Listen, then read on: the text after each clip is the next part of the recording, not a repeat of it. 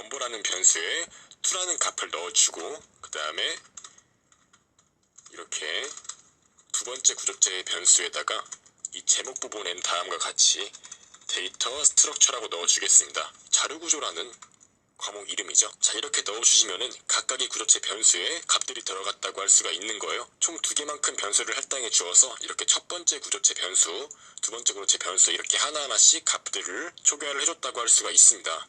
구조체 변수, 이 북이라는 게 2개가 들어갈 수 있는 마치 배열이라고 할 수가 있는 거죠. 이렇게 총 2개만큼의 책 정보가 들어갈 수 있는 배열을 만들어줬다고 할 수가 있어요. 이제 다음으로는 현재 자기가 관리하고 있는 모든 책에 대한 정보를 출력하는 함수를 한번 만들어 볼 건데요. 다음과 같이 void show book이라고 함수명을 지어주겠습니다. struct book 한 다음에 포인터 p를 넣어주시고 int n을 넣어줄게요. 이 n이라는 거는 총 책의 개수를 의미하고 이건 말 그대로 여기서 만든 것과 동일하게 북이라는 구조체를 동적 메모리에 할당한 그 포인터 변수 자체를 이렇게 넣어준 겁니다. 이제 다음과 같이 해주겠습니다. int i를 만들어 주시고 i는 0부터 n까지 일씩 더해 나가면서 다음과 같이 출력해 줄 수 있도록 합니다. 번호 %t는 이렇게 %s라고 넣어주는 거죠. 그 다음 이제 p 플러스 i의 넘버 값과 p 플러스 i의 테이트 값을 하나씩 이렇게 출력을 해주는 것입니다. 다음과 같이 다시 이제 메인 함수로 돌아와서 아래쪽에 show book을 이렇게 해주면 됩니다. 그리고 free p를 해줌으로써 모든 프로그램이 다 이렇게 작동을 완료하고 끝날 때 이렇게 동적 메모리 할당을 해제해주는 것입니다. 이렇게 해주면 이제 완벽하게 프로그램이 작동하겠죠. 한번 다음과 같이 실행을 해보겠습니다. 그럼 이렇게 첫 번째 책은 C 프로그래밍, 두 번째 책은 데이터 스트럭처 이렇게 나오는 것을 알 수가 있고요. 이렇게 구조체와 포인터를 이용한 동적 메모리를 한꺼번에 쓰고 이렇게 사용자 정의 함수까지 활용을 해서 정말 지금까지 C 언어에서 배웠던 모든 문법이 이 안에 들어가 있다고 할 수가 있을 정도로 많은 내용을 한번 다루어 보았고요. 지금 작성한 이 프로그램의 전반적인 내용을 다 이해한다면 C 언어의 기본적인 문법은 정말 기본적인 기초 문법은 거의 뗐다고 할 수가 있는 거예요. 네, 아무튼 이렇게 구조체 포인터 변수의 동적 메모리 할당을 이용해서 간단한 프로그램을 작성해 보았습니다. 자, 이제 마지막으로 해볼 예제는 동적 메모리를 이용해서 2차원 배열을 다루어 보는 건데요. 사실 여기까지는 강좌에서 다루어 봐야 될지 고민을 많이 했는데요. 그래도 일단 동적 메모리가 정말 익숙해지기 위해서는 여기까지 한번 건드려 볼 필요가 있다고 생각을 해서 한번 넣어 보았습니다.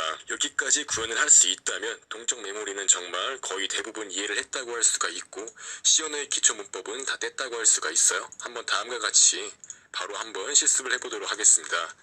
자, include standard IO와 include standard library를 이렇게 추가해 주고요. 자, 파일 이름은 다음과 같이 동적 메모리 2차원 배열이라고 만들어 주겠습니다. 그 다음 다음과 같이 바로 int main 해가지고 메인 함수 만들어 주겠습니다. 자, 말씀드렸듯이 동적 메모리를 이용해서 2차원 배열을 한번 만들어 봐야 돼요. 그렇기 때문에 이렇게 i, x, y를 이렇게 하나씩 변수로서 선언을 해주겠습니다. 그 다음 이제 그때 말씀드렸듯이 2차원 배열이라는 것은 배열의 원소로 배열이 들어가는 거라고 했어요. 그러니까 무슨 말이냐면은 일반적인 1차원 배열 같은 경우는 이제 이런 식으로 하나씩 값이 들어가는 구조라고, 그러니까 일반적인 원소가 하나씩 들어가는 구조라고 했다면 뭐 예를 들면 int형 만약에 array라는 이러한 배열이 총 10개만큼의 데이터가 들어갈 수 있는 공간이라 했다면 이렇게 10개만큼 들어갈 수 있는 공간이 있고 각각의 위치에 하나씩 원소가 들어간다고 했는데 만약에 이제 이런 식으로 int array 10 한 다음에 10 이런 식으로 들어가게 된다면 2차원 배열이 만들어진다고 했어요. 이 각각의 원소에 또 10개만큼의 배열이 들어가는 거랑 동일하다고 했죠. 즉 바로 이러한 구조가 2차원 배열이라고 말씀드렸었습니다. 동적 메모리 할당을 이용한 구현 방법 자체도 이거랑 크게 다를 게 없는데요. 바로 다음과 같이 해줄 수 있습니다. int 포인터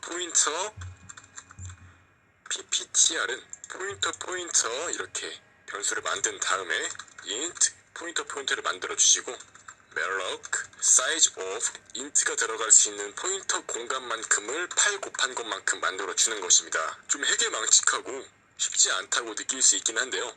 네, 맞습니다. 솔직히 쉽진 않고요. 쉽진 않은데 동적 메모리를 좀 익숙하게 다뤄보기 위해서는 이 정도까지 조금 오버를 해서 건드려 볼 필요가 있는 거죠. 자, 이걸 이제 한번 그림으로 표현을 해보시면 다음과 같아요. 포인터 변수를 8개 만들어 준다고 생각하시면 돼요. 이렇게 좀 8개 데이터가 연속적으로 만들어지는 거죠. 이 각각 하나씩은 다 인트형 포인터가 되는 거고요. 이제 이거 하나하나가 전부 다 포인터가 되는 거죠. 8개라고 했으니까 이러한 포인터 변수가 8개가 만들어진 거예요. 그렇다면 이제 하나하나의 포인터 변수는 어떤 의미를 가지고 있을까요? 말씀드렸듯이 포인터는 배열과 흡사하다고 할 수가 있어요. 즉 인트형 배열을 가질 수 있는 각각의 포인터가 만들어진 거죠. 한마디로 이거 하나하나가 또 어떠한 배열을 가리키는 그러한 포인터 변수가 된 거라고 할 수가 있는 거예요. 바로 이게 이런 걸 의미하고 있다고 할 수 있습니다. 그렇다면 지금 이 포인터 같은 경우는 초기화가 되지 않았죠? 이게 얼마만큼의 크기인지도 모르고요. 그렇기 때문에 바로 다음과 같이 for i는 0부터 8까지 일씩 증가하면서 다음과 같이 해줍니다. 포인터 pptr 플러스 i는 이제 여기에서 기본적인 동적 메모리 할당해주면 되는 거예요. int i, malloc, size of int, 그 다음 곱하기 6을 해주는 겁니다. 즉 이제 이렇게 이 각각의 하나의 변수만큼의 6개만큼의 위치를 포함하고 있는 어떠한 배열의 첫 번째 포인터 값을 가리킨다고 생각하시면 돼요. 즉 여기에서 말하는 이 8가지는 여기를 의미하고요. 이제 여기에서 하나씩 초기화를 해주는데 하나씩 초기화 되는 거는 각각 어떠한 위치에 있는 6개만큼의 차지를 하는 6개만큼의 인트형 공간을 차지하는 이러한 배열의 첫 번째 값, 이 첫 번째 값을 가리키는 포인터가 됐다고 할 수 있는 거죠. 즉 얘는 이 첫 번째 위치를 가리키는 포인터가 됐고 얘 또한 마찬가지로 이 첫 번째 위치를 가리키는 포인터가 됐다고 할 수 있는 거죠. 이 배열 같은 경우는 말씀드렸듯이 총 6개만큼 들어갈 수 있는 공간이라고 할 수 있고요. 이렇게 하나, 둘, 셋, 넷, 다섯, 6개가 들어가는 거죠. 이 경우는 이제 8개가 들어갈 수 있는 거고요. 즉 이제 이렇게 초기화를 했다고 할 수가 있는 거예요. 즉 이제 여기까지가 이렇게 총 48개만큼의 인트형 2차원 배열 공간을 만들어 줬다고 할 수 있는 거죠. 왜 48개냐면 6개의 공간에 들어갈 수 있는 배열을 8개만큼 할당해 주었기 때문에 총 48개라는 의미입니다. 자 이제 이렇게 동적 메모를 이용해서 2차원 배열 할당이 이루어질 수 있다는 것을 이해할 수 있고요. 이렇게 할당이 이루어진 것들을 처리를 할 수가 있어요. 바로 다음과 같이 for y는 0부터 8까지 y를 1씩 증가시키면서 그와 동시에 x는 0부터 x는 6까지 1씩 증가시키면서 이렇게 해줄 수가 있습니다. 포인터 pptr 플러스 y 플러스 x는 6 곱하기 y 플러스 x라고 해줄 수가 있습니다. 확실히 쉽지는 않지만 이렇게 해주게 되면은 여기서 말하는 x는 이 각가지 공간, 이 작은 공간 하나하나가 되는 거고요. 이렇게 하나씩 6까지 증가를 한 다음에 6이 됐을 때 y가 1 증가하죠.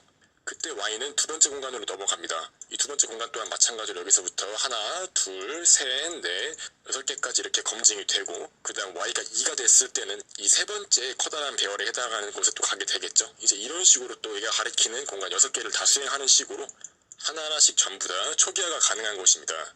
이 부분을 수행을 하게 되면은 총 48개 크기의 모든 인트형 배열이 초기화가 이루어지는 거죠. 초기화가 이루어질 때 이 값을 보시면은 y는 이 x가 6씩 왔다 갔다 할 때마다 y가 6과 곱해지기 때문에 아마 다음과 같이 될 것입니다. 이 첫 번째 값에 1이 들어가고 두 번째 값에 2가 들어가는 식으로 각가지 1, 2, 3, 4, 5, 6, 7, 8, 9, 10, 11, 12, 13, 14 이런 식으로 하나씩 값이 초기화가 될 것이라고 예상해 볼 수가 있죠.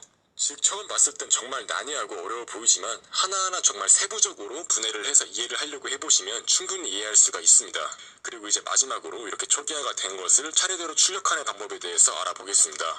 y는 0부터 8까지 이렇게 1씩 증가하고 그와 동시에 x는 0부터 6까지 1씩 증가하면서 하나씩 출력을 해주는 거죠. %3d 그 다음에 이렇게 포인터 pptr 이렇게 해주는 것입니다.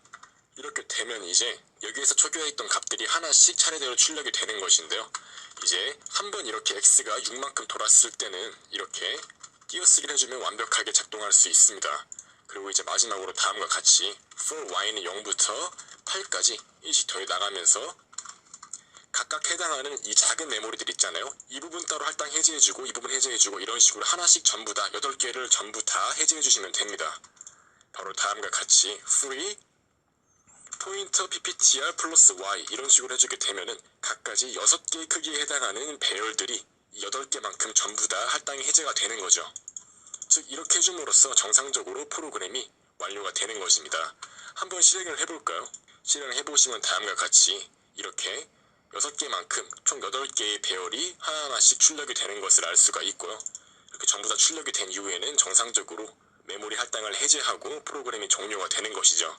네, 이제 한번 이렇게 동적 메모리를 어떻게 하면 다방면으로 활용할 수 있을지에 대해서 공부를 해보았는데요. 정말 동적 메모리 자체는 개념 자체가 쉽지는 않지만 이렇게 동적 메모리를 확실하게 이해를 한다면은 전반적으로 프로그램이 메모리를 어떻게 잡아먹고 메모리를 어떻게 활용하는지에 대해서 이해를 할 수가 있고, 그러한 개념이 트이게 되면은 그때부터는 정말 웬만한 프로그램에 대한 이해도가 상당히 높아진다고 할 수가 있어요. 말씀드렸듯이 C 언어에서 동적 메모리는 가장 마지막에 배우는 가장 마지막 단계의 문법이라고 할 수 있고, 이제 여기까지 다 공부를 마쳤다면 자료구조나 알고리즘과 같은 더욱 심화적인 내용을 공부할 수 있는 거고, 기초 문법이 다 끝났다고 할 수 있는 것입니다.